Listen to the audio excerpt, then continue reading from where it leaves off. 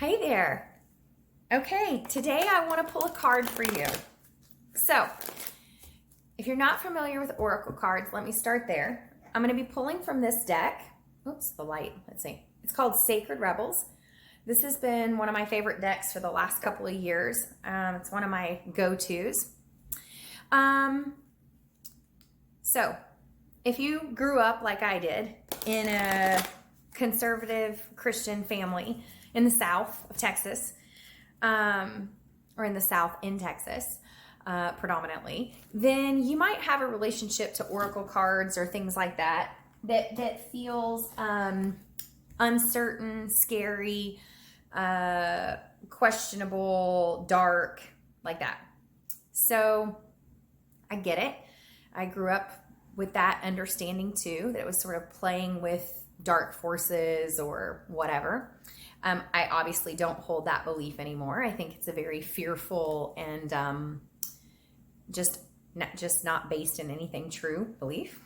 But I do relate to oracle cards and things as tools that help point us to some deeper truth within us that we already know and maybe we've just forgotten or gone to sleep to.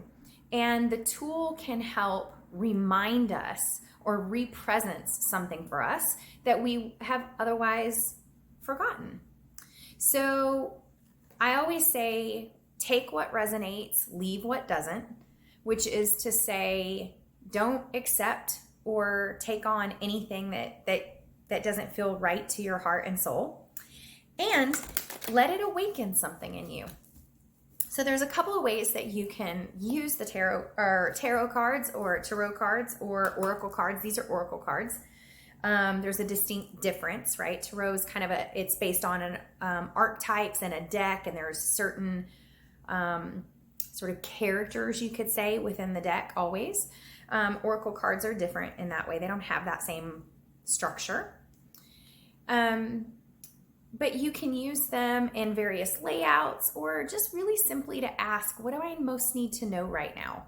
Or what's something that I need to be reminded of right now? And so for us, for today, I'm just going to do that. Just going to say, what is it? What message would like to be delivered today? Okay. And so you can shake the cards however you want. You know, I shuffled them up a little bit. I like to shake mine like this. I kind of do them like this until usually one falls out. You can also spread them out onto the floor and then just feel in, pick one that you feel drawn to and then trust that that's going to be right for you. Okay. So interesting. There are 3 cards that fell out.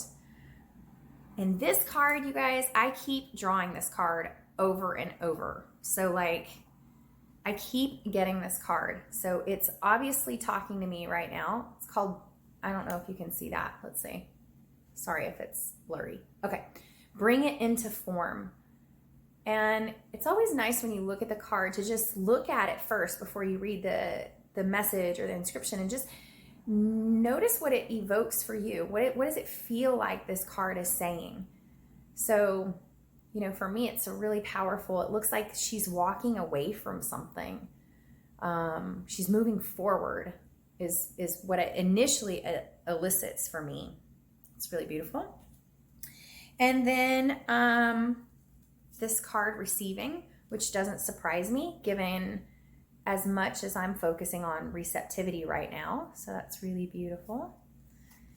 And then this card here, seeing the true you. Isn't that lovely? Seeing the true, where she sees her reflection. So again, you're just kind of looking to see what is it, what's the message you receive just from looking at it? What does it evoke within you? What does it remind you of? What wisdom can you take just from, sorry, that's all blurry, just from the cards, okay? So these are the cards for today. And the descriptions of these cards are actually quite long. So what I'm gonna do is take photos or transcribe them into the message so that you can read those.